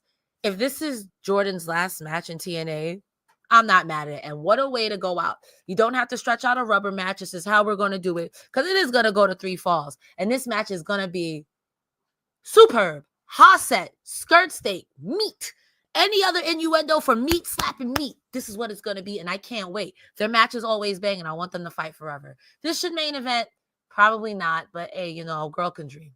I think you've got a main event world title match instead. That again is going to turn a lot of heads and is going to surprise a lot of people. The Alisha comments. So yes, everything you're saying is absolutely right. I don't think Lish gets the praise that she deserves because she's not known as like super work rate, gonna have a main event style match. But no, if you remember during Trinity's run when she was Knockouts World Champion, she wasn't she was having really, really, really good matches. And then she got to the Alisha Edwards match and everyone was like, oh God, this is going to suck. And the reason it did not suck is because it became a bit of a plunder match and because they played to the strengths of Alisha Edwards. And that's what it is. She's not going to set the world on fire in the ring, but she is a very competent wrestler, a very good storyteller, and people really like her both in front and behind the scenes. So for her to go out there and have a match like this, it's a plunder match. It's fine. You know, they do the kendo stick stuff. They do the trash can setup, right? And that shit always hurts. And, you know, Masha gets to take a power bomb onto that thing. I'm sure that's not fun, but she does it. That was gnarly. Oh, I was like, this is going to die. But then when Masha took it, I still threw up. But that's also like Masha works like GCW and other, you know, more extreme promotions out there. So it wasn't a surprise. But again, the point is Alisha Edwards is like that glue. She really does keep that knockouts division together in a way that people don't really expect her to keep it together. Because again, she's not the standout classical technical wrestler, but she's a really good storyteller. Yeah. And she's entertaining as hell. You mentioned, you know, do you want to know? It's so obnoxious, but it's in your head. And that's the thing. Like, I can sit here every single week and be like, oh my God, I can't listen to this. But I feel the same way about, you know, like you said, the Vicky Guerrero and even Mercedes Moné right now in AEW, when she comes out and says, you know, whatever city they're in, say hello to your CEO. I'm like, oh, she does it in such a way that's so grating. That's the way it's supposed to be. And you miss it when it's not there. I think another good example of that would be Corey Graves. I hate to say it, but when Corey Graves is not there, I'm like, yo, who's on the mic right now? Who? Yo. I need someone to argue. You need that person, that Gorilla Monsoon, just to be like, yo, why are you disagreeing with me? You know I'm right. Like, stop it. You need people like that. And I think Alisha, this match definitely worked her tuchus off. So I'm giving you your flowers here. If you ever hear this, Alisha, you did that. You ate that. Yeah. You give them a 7-minute opening contest like that. Listen, you know Masha's going to win, but she's going to make, but Alisha's going to make Masha look good in the process. And going back to what I said about Eddie Edwards, remember when he had the match at Turning Point last year against Will Ospreay in the UK? Everyone was like, oh, it's going to suck. And then it turned out to be one of the better matches. And it's not just because Will Ospreay is Will Ospreay, but it's also because, guess what? Edwards knows how to work. He's another guy who's extremely underrated. He's never been the most charismatic performer, but he's always been very technical. So this is why it's very funny watching Alisha and Edwards be like just polar opposites of each other, not getting the right amount of praise they deserve, but still being able to bring it for the strengths they bring to the ring and out. Like it or love it, they're going to make sure it gets over. 2 out of 3 falls match at Turning Point for Masha and Jordan. You mentioned that you think that this could be Jordan Grace's last match. I don't know if that's the case. If I'm TNA, I'm still using her for the rest of the available time. I think that there's a tag match on the horizon between Masha and Jordan at Final Resolution, because that's one title that it's on the line this month. Next month, they can easily do a tag match with Alisha and Tasha Steelz against Jordan and Masha, and just let that blow off. People mentioning she's on the Genesis poster. That's the other part of it. I think that's the swan song for Jordan Grace. And then she does the live TNA Impact on the Thursday after Genesis, and that's like her goodbye. But for me, my money for Genesis is that she goes up against someone who's incoming or someone who needs a statement victory, and Jordan Grace loses on her way out and says goodbye. Savannah Evans. We talked about Savannah Evans. Could be Savannah Evans, could be Lei Ying Lee, could be someone coming in for the first time. People have mentioned Kylan King if she's ready to go. There are enough knockouts or potential knockouts that can come in and make a statement. It really depends on who they want to force up to the next round. Someone asking, do they kill Jordan Grace? No, they because she's going allegedly, or because the expectation is that she's going to WWE and there is still a good relationship there. There's no reason to, because she could still go to TNA if they ever want to do an exchange with her.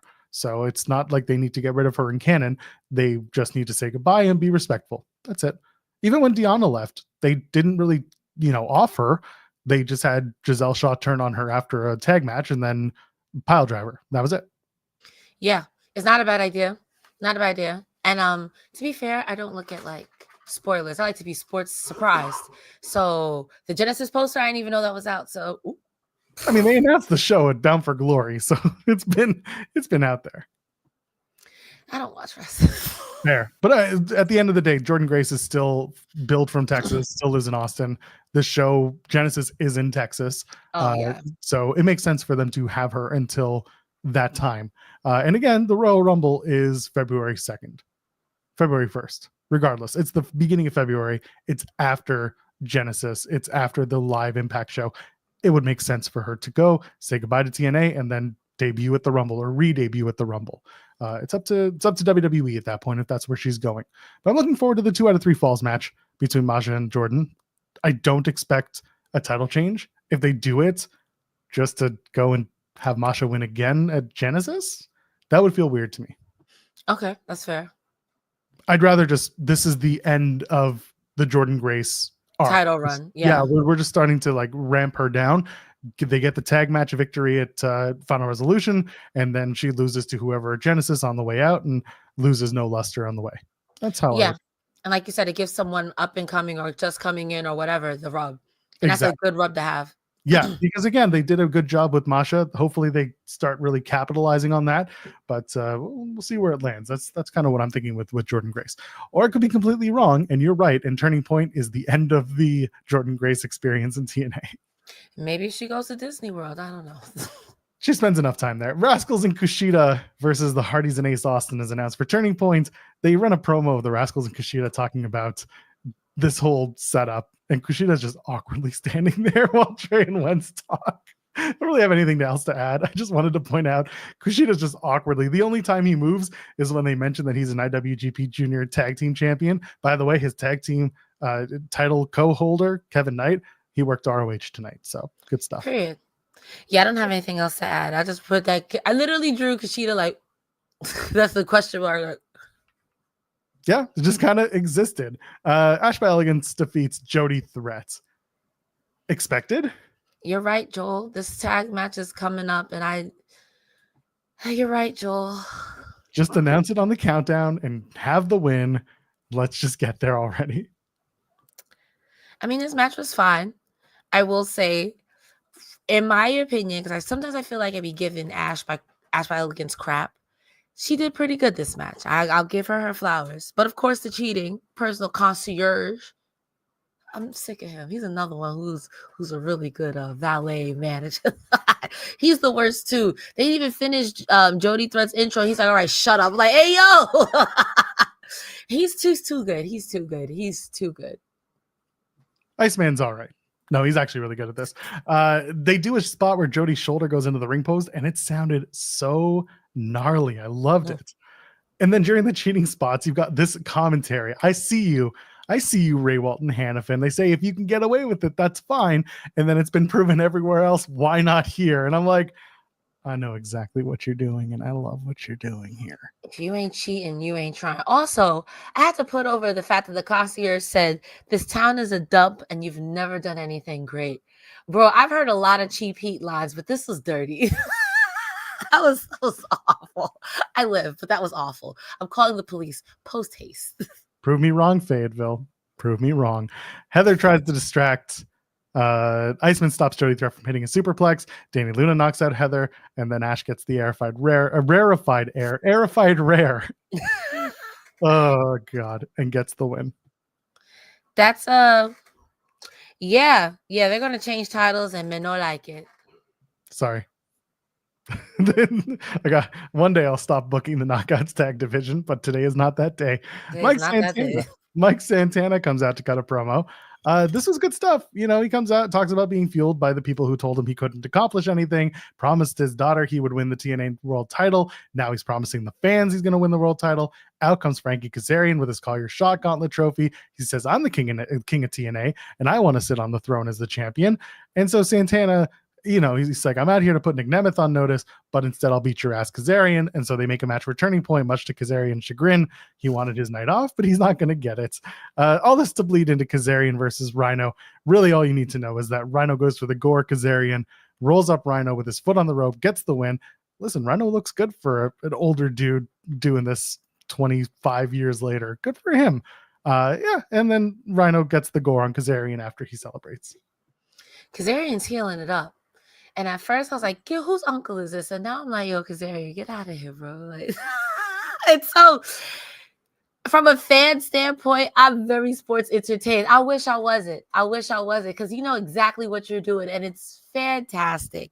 When he said, I requested that night off months ago, I'm like, yo, you're clowning, bro. Like, you're so unserious. You were unserious when you had the scarf on the trophy, and you're unserious with that line. You were unserious when you rolled up Rhino with your feet on the ropes, and you were unserious when you got back in the ring after you won to get gored after the match. Frankie Kazarian is on a heel run of his life. I love it. I live. This is so good. Mike Santana is going to beat this man up, and Frankie Kazarian is going to deserve it. And Frankie's just like, I didn't lose. Fake news, I didn't lose. It's good stuff. it's so good. I live for a good obnoxious heel, especially a delusional one. And you can't tell the king of TNA anything. Like, if he told me to shut up, I'd be inclined to be quiet. I've been waiting for Santana versus Kazarian. I'm glad they're going to do it. Again, Santana's poised to win that title as early as Genesis, and then Moose is going to cash an option C, and we'll all be sad. But at least Santana will have won and held the title for at least a few minutes. If Moose, and I felt this way watching the Josh Alexander get cashed in on by Moose, but if Moose cashes in on Mike Santana, I think Mike Santana might actually assault that man. I think there's gonna be, you're gonna have to do a monsters ball, a cage on a pole on a cage match, because Mike Santana is going to strangle that man. And that would be sports entertainment right there. Oh, that'd be good, Joel. I think you cooking, Joel. That's what you want. That's the story. Again, I mentioned this when Moose and Santana had their last match at Bound for Glory. It was so good, and I'm like, we ain't done here. Like, we need more to this, and it looks like we might get there. By the way, shout out to Kylie Ray. She was added to the WWE ID program tonight at Freelance Wrestling. Yeah, she was identified at Freelance Wrestling. Love that for her. She was on WWE Main Event not too long ago, so it's good to see her get that opportunity. Love it. Heck yeah. All right, we talked about that. Oh, by the way, shout out to referee Daniel Spencer, who sucks again, gets distracted, and Kazarian hits another low blow on Rhino. Leave Daniel Spencer alone. Justice for Daniel Spencer. Never. When he stops getting distracted by shiny things like scarves, I will respect the rule of the referee in that match. To be fair, it's TNA. That's my answer when it gets real wacky. It's TNA. Is expected. That didn't happen. All right, let's get into this. This was a fantastic video. Go out of your way to watch it. It's up for free on their socials everywhere. It's the Steve Maclin video. So like I mentioned in the crossover, some of you haven't heard that yet. I was told by quite a few people at TNA that this was worth watching and it was something to keep your eye out for. I'm glad that I did. And I'm glad that I got to really watch it and not just take notes through it. It's powerful stuff. And it sounds like it's not the lone video that they did. Maclin is sitting at the bar, and bartender sees his service tag, see that he served USMC, and she asks, when did you leave? And he says, I never left. And then afterwards, Maclin leaves. Eric Young comes in, sits at the bar for a drink. So I guess it's either later that night or maybe the next day. I guess it's later that night when you get to the end of the video and you figure it all out. Anyway, Maclin goes back to his motel room. He's sitting alone. He's having flashbacks about his time in the army and all that stuff. He's looking at old photos. Later on, he can't sleep. Then he goes into a dream. He's sitting across from a suited Eric Young. And basically the avatar of Eric Young is Maclin's like internal conscious. That's really what you need to know. Excuse me, I had to cough. Eric Young's asking all the questions and asking what Maclin lost. He says, I lost time. They talk about torture being time, and time is all we have, and then what trust is. Maclin is reminded, Eric Young reminds Maclin of somebody in the dream, but Maclin can't trust him. It's like a whole, again, you have to go off and watch this video. And then eventually Maclin wakes up from this dream that he's having, and there's a knock at the door. He opens it up, and it's Eric Young. This was very well shot, very well told, and I want to get your thoughts on it. So I I always like to look at wrestling from a ha-ha, jokey joke because it's entertainment standpoint. This resonated crazy with me. My father was also in the army, used to suffer from whatever Maclin is going through, the character, let me be clear here, the character. And that it touched my little jabroni heart, bro. Like at first I was like violent by design because it was given like I'm about to kidnap you and do it. But as it went on, I was like, oh shit, he really going through something. I like the story that they're telling here. And I will give TNA credit. This is like, I want to say the fourth story that I've seen. Mickie James going home, Eric Young coming back. This one now with Maclin and Mike Santana's video package story, all well shot. The way it's shot, I guess the cinematography it's called of it, fantastic. The storytelling, fantastic. And there are very high bars in wrestling when it comes to, I feel like, psychological things. I feel like Bray Wyatt being at the top, but this to me is a very close second. I was sports confused in the best way. Like, what the is going on here? As it went on, I was like, oh, what the is going on here? I'm very interested, very sports invested. Also, is Eric Young like the shaman of TNA? Because this is like the third time he's come in a dream and trying to help people get it right. And the last time he went Omni-Man, he was violent by design. So am I missing something here? No, Eric Young is just omnipotent. That's all.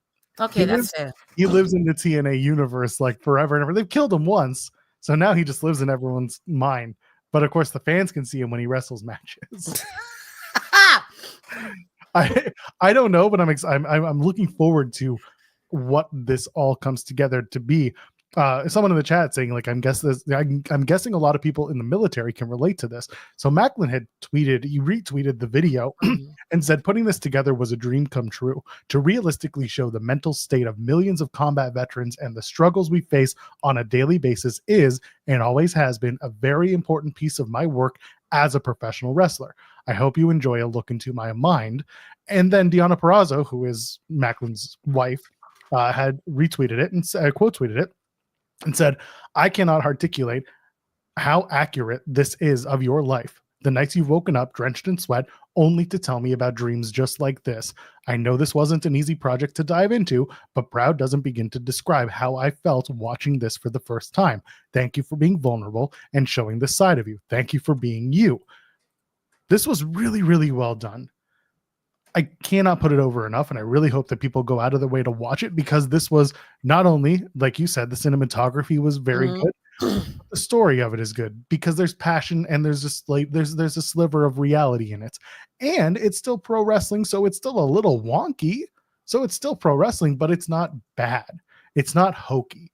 There's a level of passion and commitment to this story that might actually make it even better because that's what you need in pro wrestling. Someone who is committed to whatever this story is supposed to be. So I really do want to put it over. I can't tell you enough how many times you should see it.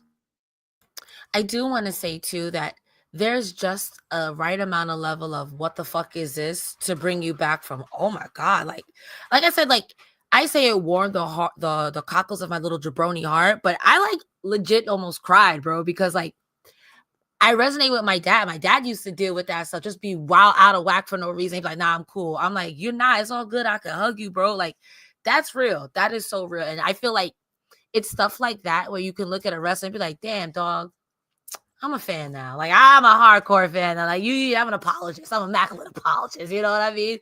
This was, I want to put it over to like, this is fantastic. Please go and watch it.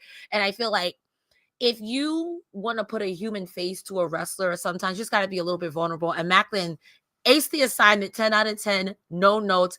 Eric Young, honestly, being the TNA shaman, no notes. I kind of live. You know what? I'm going to do it here. I'm going to say it now. I am taking full responsibility for the turnaround of Maclin as a character and professional. I'm just kidding. Get to it. You gonna get jumped. Get my ass kicked. You're gonna get jumped by Maclin, the shaman, Eric Young, and Deonna. But listen, I'm gonna take a picture and run. No, I am glad because there was a time when you and I sat on the post shows and we weren't really sure with Maclin and we weren't getting it with him. Yeah. And it's really cool to see that process and that feeling change the more we've seen him, interact, and not even interact, but just like mesh into the TNA system and the TNA lore and just the storytelling that's available through it. It's really cool to see. So again, I'm looking forward to seeing what this particular story brings. And when I see Maclin in this iteration and just to see him grow in TNA, it kind of makes me look at WWE like, y'all had this in the bag and this is what y'all did. Okay, sirs. This was really compelling. This is fantastic stuff, Sorry, I'm currently giving RJ City shit for something. I mean, honestly, as you should. For those who don't know, I host a morning show here on Fightful. It's called In the Weeds. It's over on our sister channel, Fightful Overbooked, every Monday, Wednesday, and Friday from 10 a.m. Eastern until noon.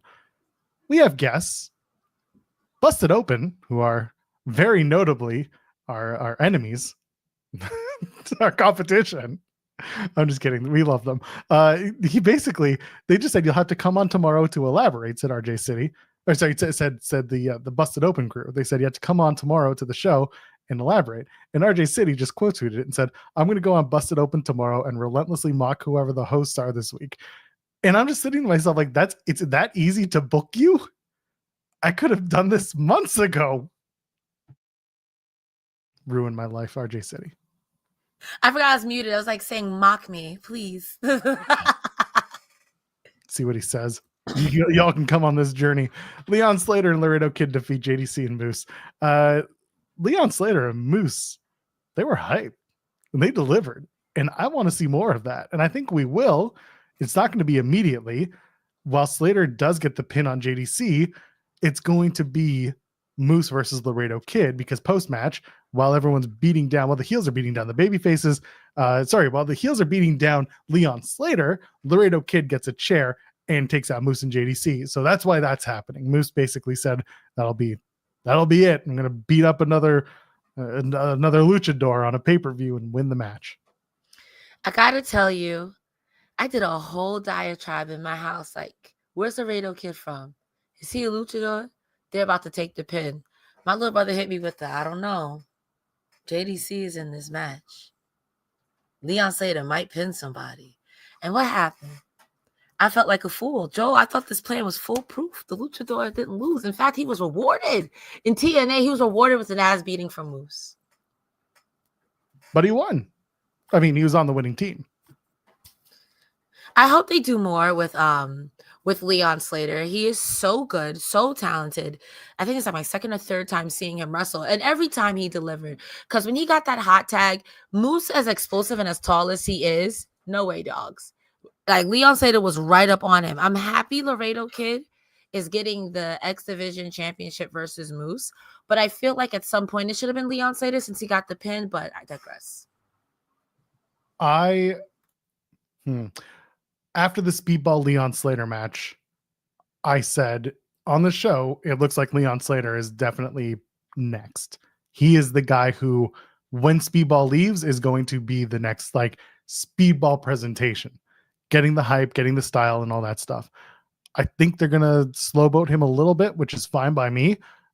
Give him a bunch of big wins on the way up to facing and winning the X Division Championship. If they don't do an option C gimmick for Moose, then I can see Moose and Slater having a banger and Moose putting over Leon Slater because there might be something there. Moose is not against putting people over. Never heard that he doesn't want someone to win and that he should be champion forever and ever. Amen. But it wouldn't shock me if Leon Slater is one of the guys that he decides should be the guy. Yeah. And I think, again, it's a little bit too early for Moose to lose it. He just got it. And the system, even though he's the only one with gold still, they're still being a bunch of terrors. Yeah, they really are. They suck. I mean, do you want to... Joe Hendry comes out. Speaking of memes, Joe Hendry comes out. And he says he's thankful for the year he had. And then he's upset about being in the Turkey Bowl at Turning Point. But he's going to climb up the ranks and win the TNA title, and he just wants to win again. So, I don't know, man. Joe Hendry is just he's on his redemption arc, but this is like redemption arc number 3, and I'm not there yet. We're at the bottom. He's trying to climb up. Don't know if I feel like he should have had a promo in front of the crowd, but the crowd still loves Joe Hendry. So who am I, right? What do you think of this whole thing? I agree with almost like 80% of what you said. My problem is, what are we doing with Joe Hendry? Clearly the people love him. I understand you got to build him back up, but I felt like this was go out there and make the crowd happy. This was a nothing sandwich. And I'm a Joe Hendry apologist, but that's what I felt like. I felt like this could have been an email, this could have been something else. You could have put something there. I get it, but I want Joe Hendry to be TNA World Champion as much as everyone else does. The top of the card is very stacked right now. So I'm really concerned, like, what are we doing with Joe Hendry? Because I would hate for him to be cooled all the way off to where no one cares. Because I feel like that's a waste. That's such a waste. Do we believe in giving Joe Hendry a humiliation arc that he loses the turkey bowl and has to wear the stupid turkey costume? My answer to that would be a question as, what purpose does that serve? The fans are already behind him. He doesn't need a redemption arc. If anything, I think he needs a win. If it's not the digital media, which you already had, the X Division, something, the tags, something. Like, I think Joe Hendry needs a win because the crowd is so over for him. Him losing wearing the turkey suit, I think would be funny, but him continuously losing, me as a fan, I'd be like, all right, so what are we doing here? What are we doing here? What are we doing here? You know what I mean? I would, it'd be very TNA, but I'd be upset. And that's the thing. It's like, you could give somebody the moment and they take that moment and run with it. And if that's the test, that's what you do with Joe Hendry in a turkey suit. I personally don't think that that's where they're going for, or that's where they're going with it. I also don't necessarily think that John Skyler is going to be the one wearing that stupid turkey suit. I think it's JDC. I hate to say it. You think it's JDC? I think it's JDC. They're going to get a turkey suit that's too small because he's like 9'9" and he can't teach that. I think it's Brian Myers. I think Myers is just okay with doing it, and they're just going to have Brian Myers do it. That'd be fantastic too. I think JDC or Brian Myers would be top tier entertainment. Joe Hendry could play a guitar in a turkey suit, and I would laugh. Joe Hendry playing guitar in a turkey suit.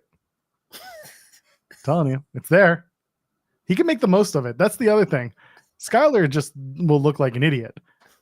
But Myers coming out with the system and he's wearing the stupid turkey suit. Oh my God.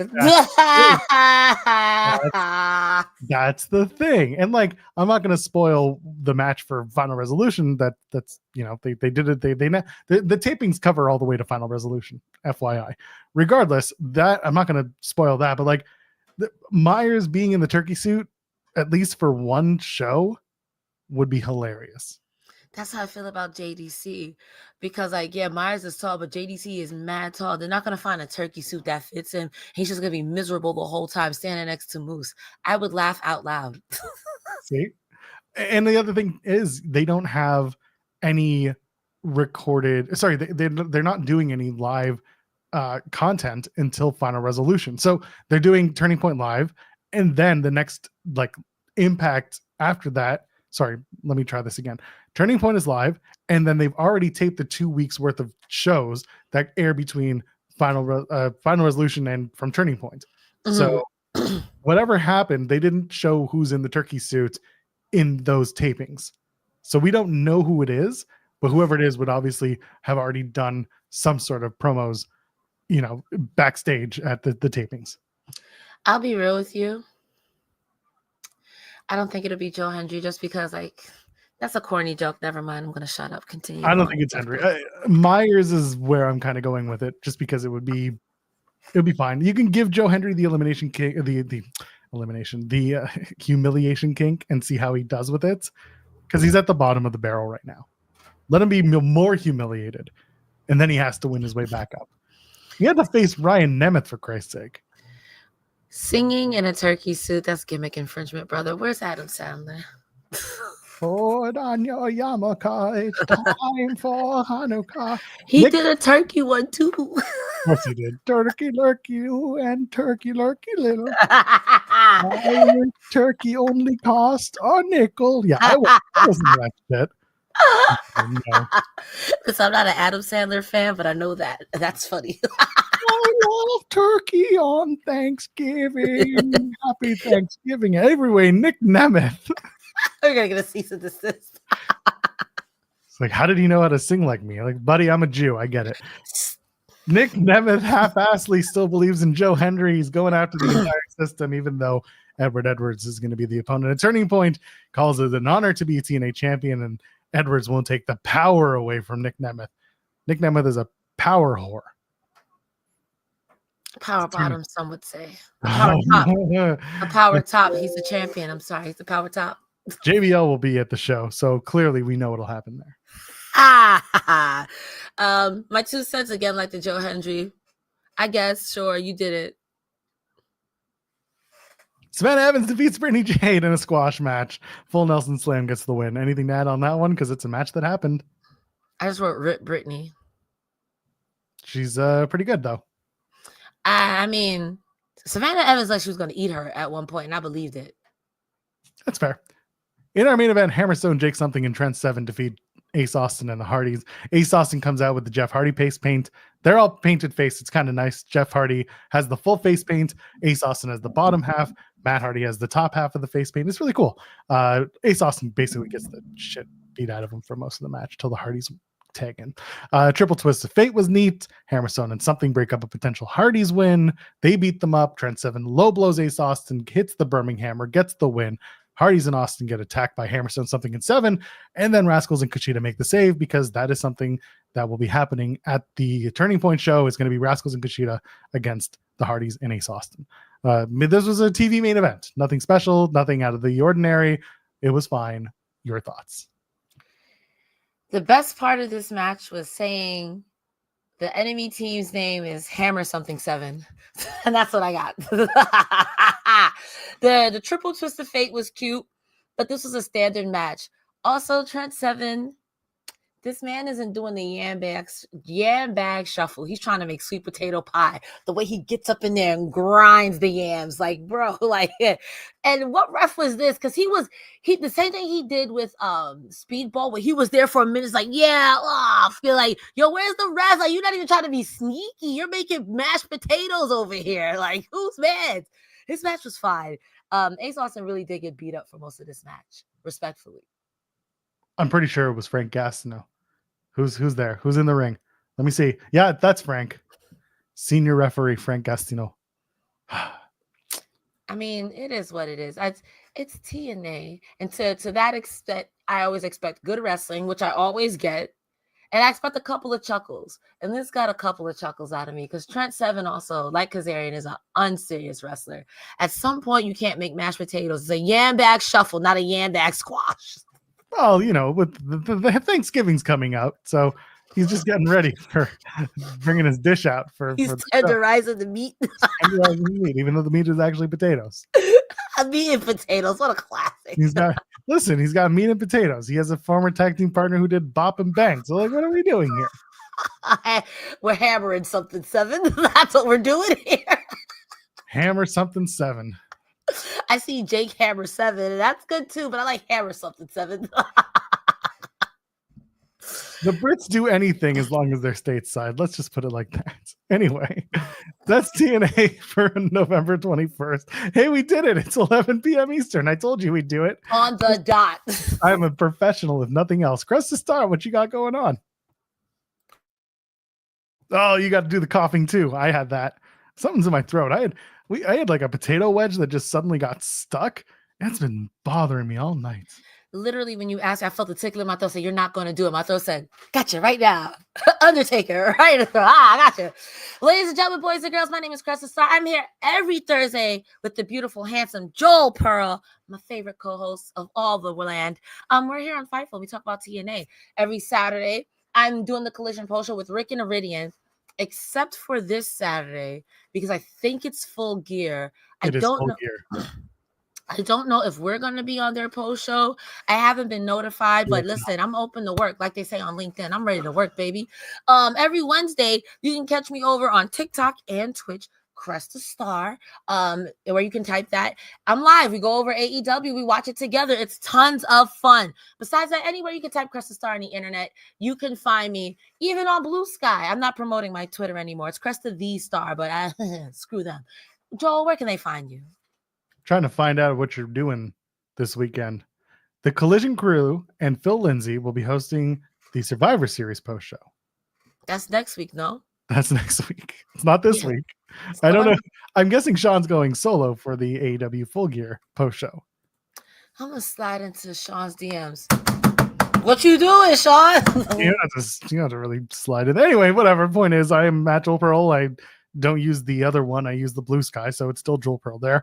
I host In the Weeds with Jeremy Lambert every Monday, Wednesday, and Friday, 10 a.m. Eastern. Monday, tomorrow we have a show, and then Monday we have a guest. So tune in tomorrow to find out who the guest is on Monday. How about that? Let's do that. We'll talk about Full Gear and everything else coming up. And Thursdays, here we are. We're back every Thursday talking about TNA wrestling. Don't know if we're going to do a Turning Point post show because at this point, I think the only turning point is going to be the tag titles changing hands for the ladies, and that's about it.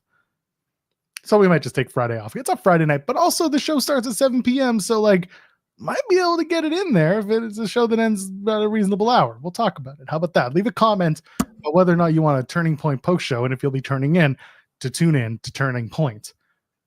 Okay? All right. For Cresta Star, I am Metro Pearl. Ladies, gentlemen, friends beyond the binary. We'll see you in the next one. Cheers.